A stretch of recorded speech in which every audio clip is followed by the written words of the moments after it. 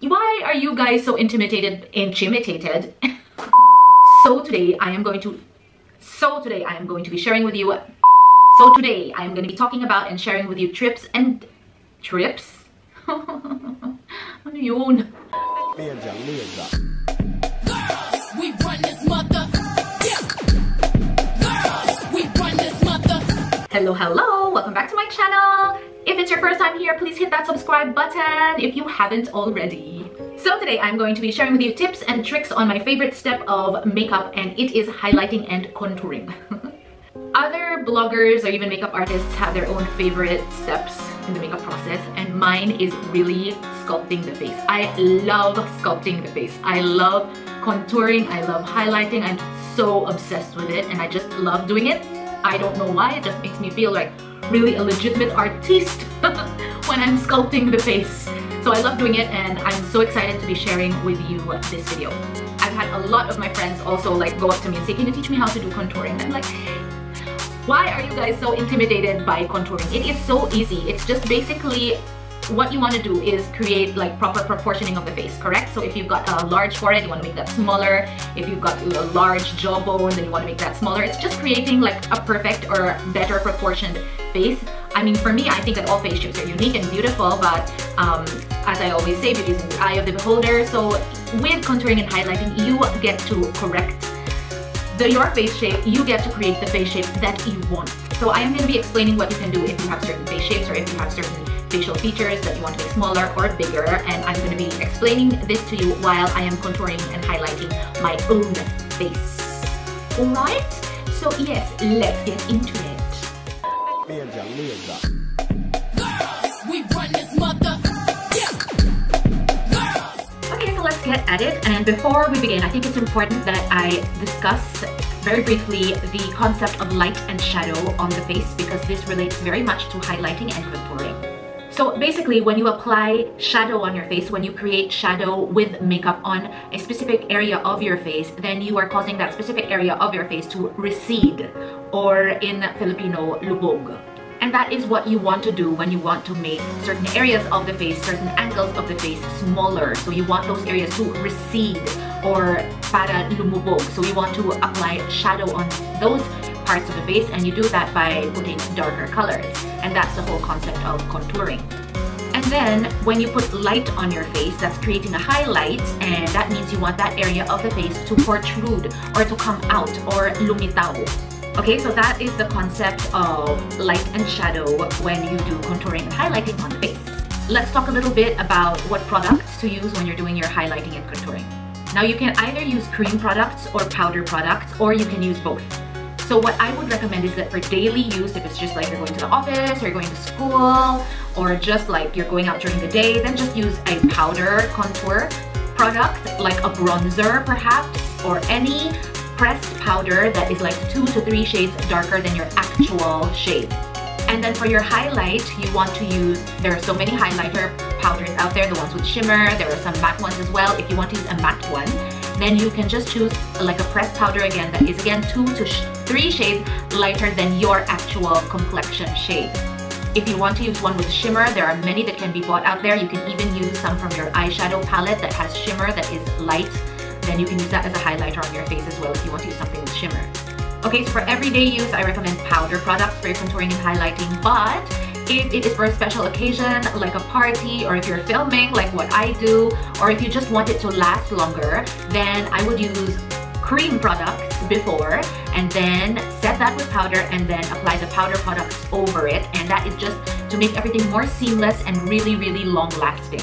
Okay, and that is what I'm going to do in today's demo. So for face shape correction, basically you work with whatever face shape you have. Personally, I believe that all face shapes are beautiful, all face shapes are unique, but beauty is in the eye of the beholder. So it is really up to you, like what you want to achieve with highlighting and contouring. For me, I have a very round face. So what I like to do is that I like to make it look smaller. So again, like if you have a very round face like my own, I'm not saying that you have to make it look smaller. I'm not saying that the oval face shape is the perfect face shape and that's what you should always be going for. Remember that beauty is in the eye of the beholder. So that's just my view, and like I respect your view. Well, I would appreciate if you also respect like my view of what I want to create for, or what I would like to do on my face.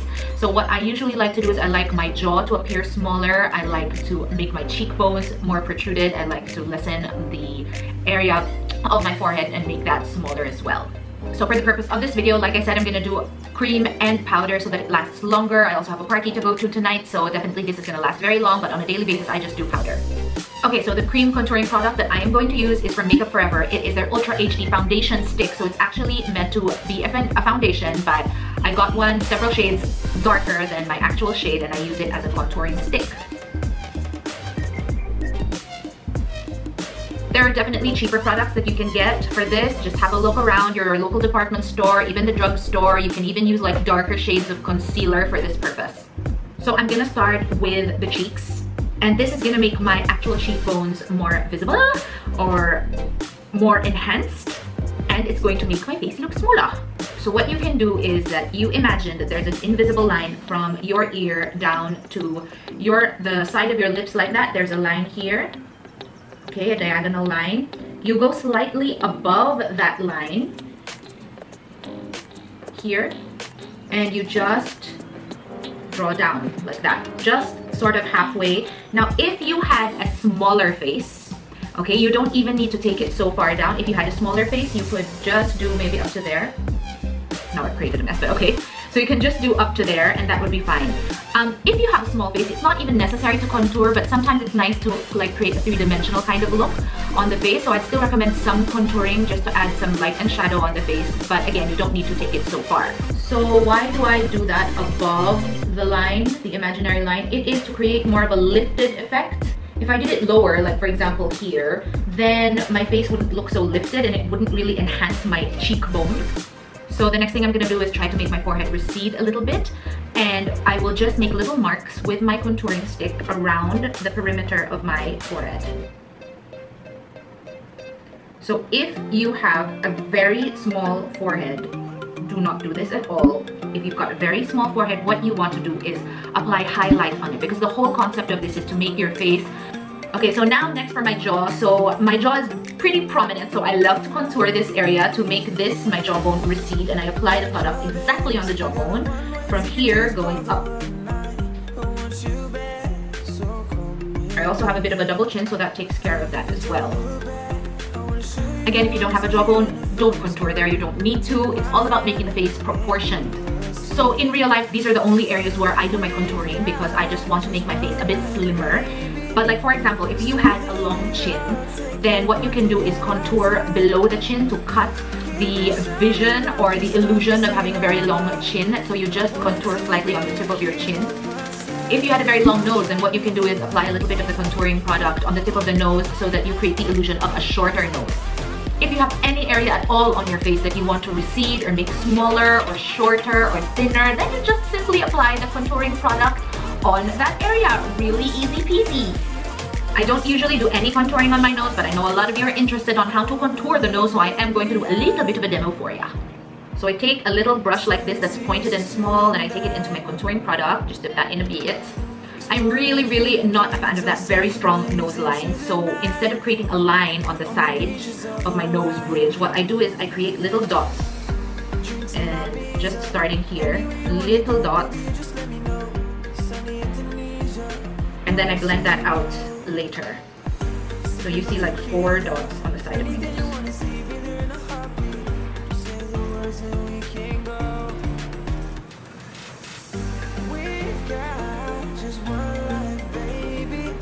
Blend that out.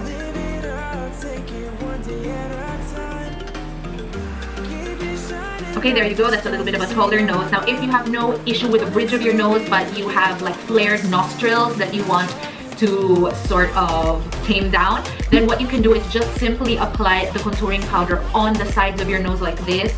I'm not doing much. I'm just showing you the motion, but there is no product here because I don't want to do that. But if you had like flared nostrils, that's what you can do. You can just lightly apply on the the nostrils, and that will make those nostrils recede. Okay, so of course you're gonna blend those contouring lines. I've gotten myself a damp beauty blender for this purpose, and what I do is just that I softly blend it by creating like this bounce motion with my damp beauty blender. Now you want to be really soft with this and really careful. Just gently like do this bounce motion, and you can use any like beauty blender dupe, but you don't want to like be doing this because then you're erasing it and making a mess. So you still want to keep the color of the contouring product there, but of course you want it to look like your skin, which is the goal. You don't want to make it look too obvious.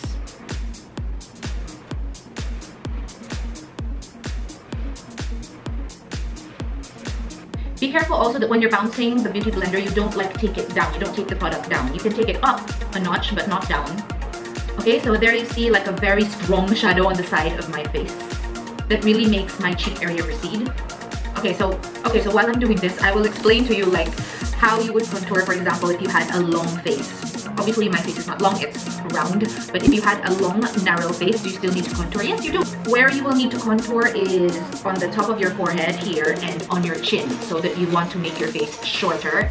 And then when you contour on your sides, instead of going down like this, like what I did, this is basically going down. What you do if you have a long face is that your contour should be shorter on the cheeks, and it should be a little bit more straight, going like this instead of like that.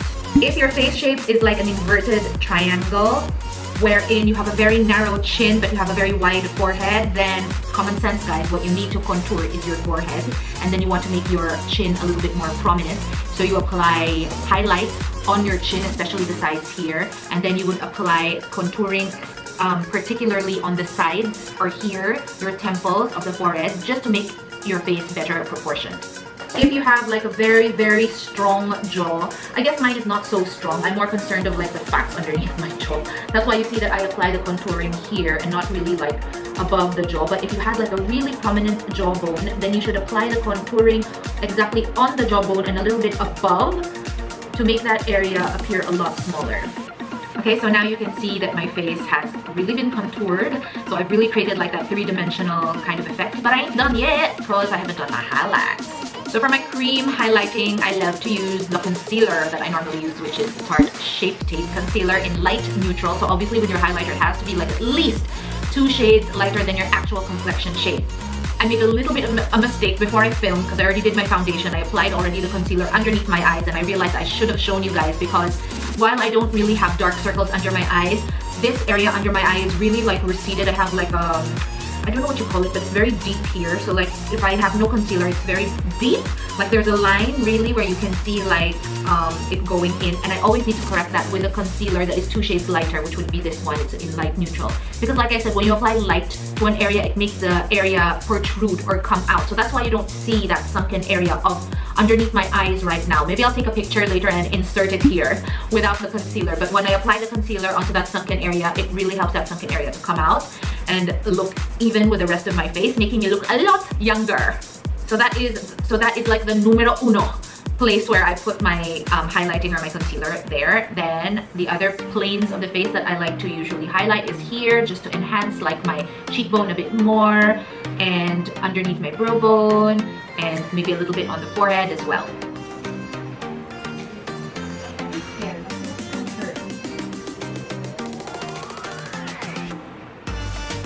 Oh, and I also like to apply on the tip of my nose, just to make that like really protrude and makes your nose look really cute and taller. And when I'm being extra, I also apply here just to make my chin look a little bit longer, a little bit short. So if you know the proportion of your face very well, you will know where you need to apply the highlighter. It's basically in the areas that are lacking. And I blend the area with a teeny tiny sponge to make it easier for me. I just blend that out carefully. You can also use like a little highlighter brush instead of using a teeny tiny sponge. So applying here below the brow bone makes the brow bone protrude, and that's what you want. You want your brow bone to be like highlighted so that that area will come out.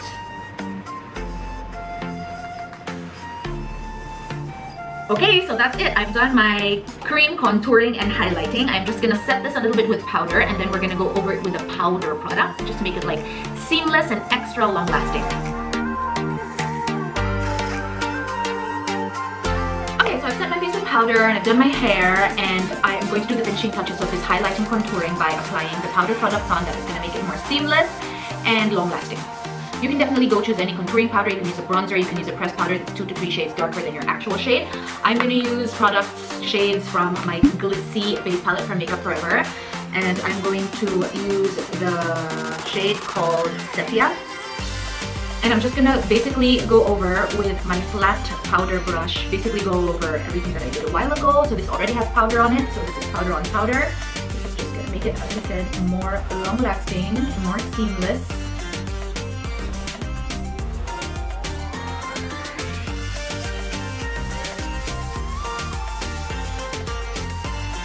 So for my highlighting, I'm going to go with a bit of shimmer just because I have a party today, but otherwise on a normal daily basis, I usually use a matte highlighting powder.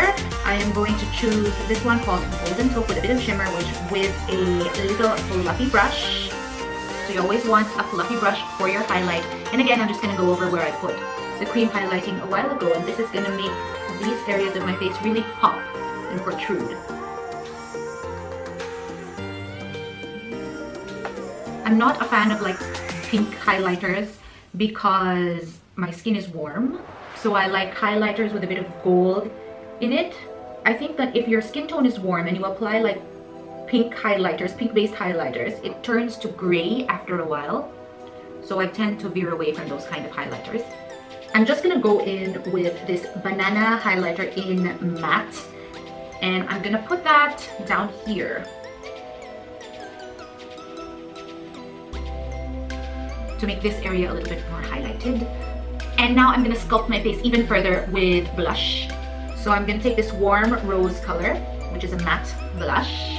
I will smile, I will apply it on the apple of my cheek on the very top like that. I apply it here, I deposit the color here, and then I blend up just to assist my contouring and again to enhance my cheekbones.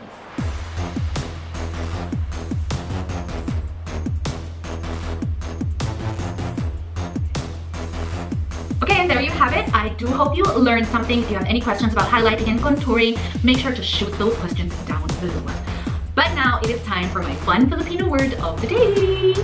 And guys, my fun Filipino word of the day is ganda.